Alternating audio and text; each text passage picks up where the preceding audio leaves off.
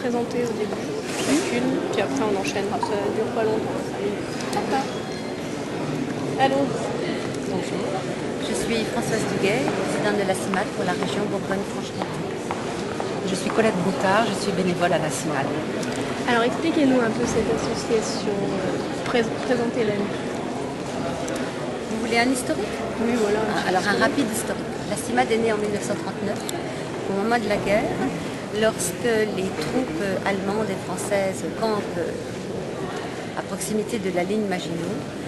Comme l'assaut va être donné d'un côté et de l'autre de cette frontière, les autorités françaises décident d'évacuer les populations d'Alsace-Lorraine pour qu'elles ne subissent pas les assauts des armées. Et donc elles sont évacuées dans le sud de la France, dans le centre de la France. Et Madeleine Barrault et Suzanne de Dietrich, qui étaient deux protestantes, voyant la détresse de ces populations, décident de demander l'aide du comité intermouvement, le CIM, et demandent que ce comité accompagne, aide, soutienne ces populations déplacées.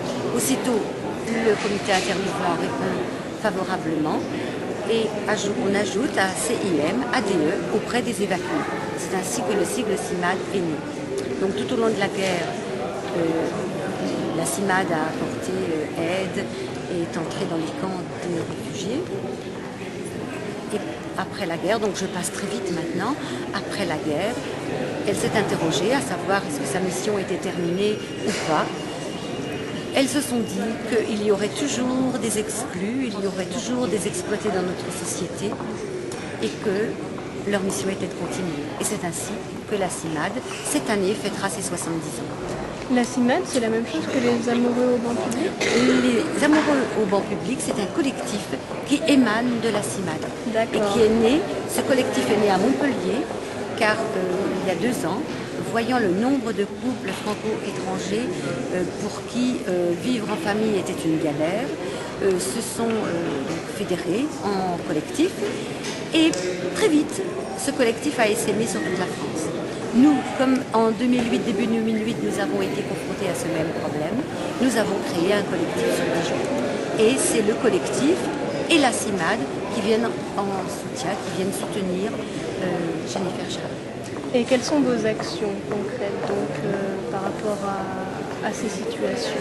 Au quotidien, nous accompagnons, nous avons des permanences d'accueil, nous accompagnons, nous aidons, nous soutenons les demandeurs d'asile, les migrants, les personnes étrangères en difficulté.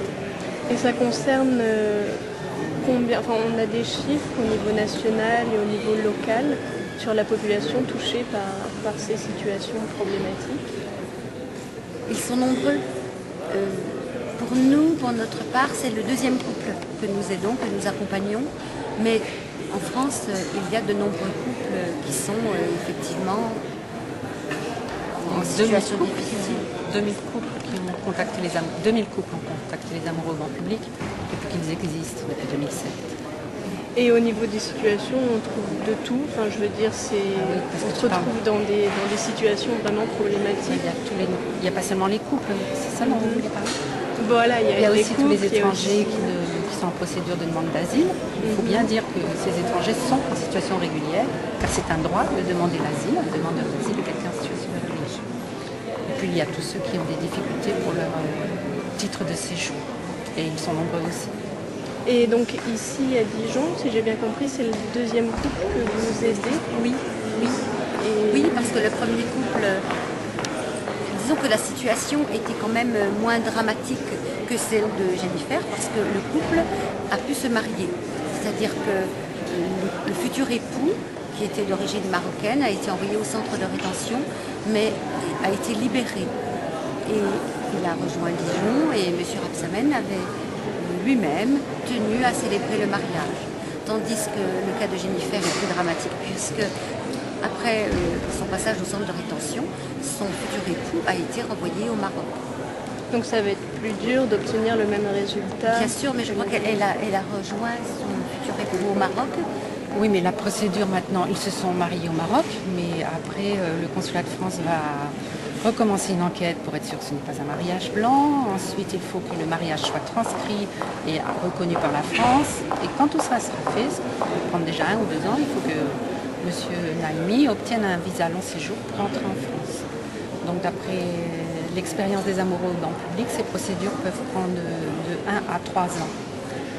Donc c'est une situation qui oblige un couple à être séparé pendant de longues années. Le collectif Les Amoureux au banc public, il a beaucoup de poids. Enfin, vous arrivez à vous imposer vraiment au niveau par rapport à ces situations. Il essaie de médiatiser les situations, enfin les opérations, enfin les problèmes. Aujourd'hui, vous voyez combien de médias sont présents. C'est la première fois pour nous que nous avons une telle couverture médiatique d'un événement. Alors que précédemment, c'est souvent nous qui demandons aux médias de bien vouloir couvrir l'événement. Aujourd'hui, ce sont les médias qui ont poursuivi Colette tout le week-end et Jennifer pour leur arracher une interdit. Peut-être parce que l'info est passée aussi plus largement. Oui, parce que grâce aux amoureux qui ont quand même une certaine audience nationale. Oui, bah voilà, on rejoint ce que vous disiez au début. Très bien, je pense qu'on a fait le tour. Vous voulez rajouter quelque chose, Colette? Que tout nouveau bénévole est bienvenu tellement la charge est importante. Nous avons de plus en plus de demandes et il faudrait vraiment être plus nombreux. Et pour être bénévole, on s'adresse à qui ou comment? Sur le site de la CIMAD. Sur le site de la CIMAD, vous avez une rubrique par région. Il suffit donc de cliquer sur la région Franche-Comté-Bourgogne et vous aurez les coordonnées de la personne responsable. Et vous avez combien d'adhérents actuellement sur la région Franche-Comté-Bourgogne, je peux vous les donner globalement. D'accord. Nous avons une 60aine d'adhérents sur la région Franche-Comté-Bourgogne. D'accord. Et donc ça, c'est pour la CIMAD, c'est ça? Oui, oui. Et pour ce qui est des amoureux? Les amoureux, c'est un collectif, c'est un petit peu différent.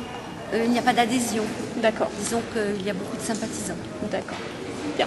Excusez-moi, mais les démarches bénévoles, ça consisterait en quoi finalement quand vous dites que vous avez tout bénévolat est bien accueilli Bénévole, c'est en ce qui concerne l'asile, aider à la rédaction du récit. Ah oui, bien sûr. Qui doit être obligatoirement en français, fait en 21 jours. Souvent, c'est à nous, les associations, ce qui n'est pas conforme aux accords internationaux, de trouver des interprètes.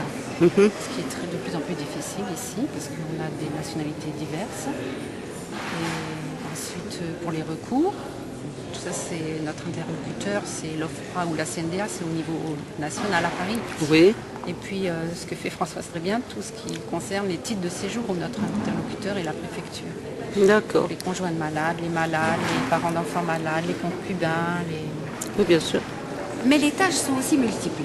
C'est-à-dire qu'en plus de l'aide directe aux demandeurs d'asile et aux migrants, il peut y avoir beaucoup d'autres tâches.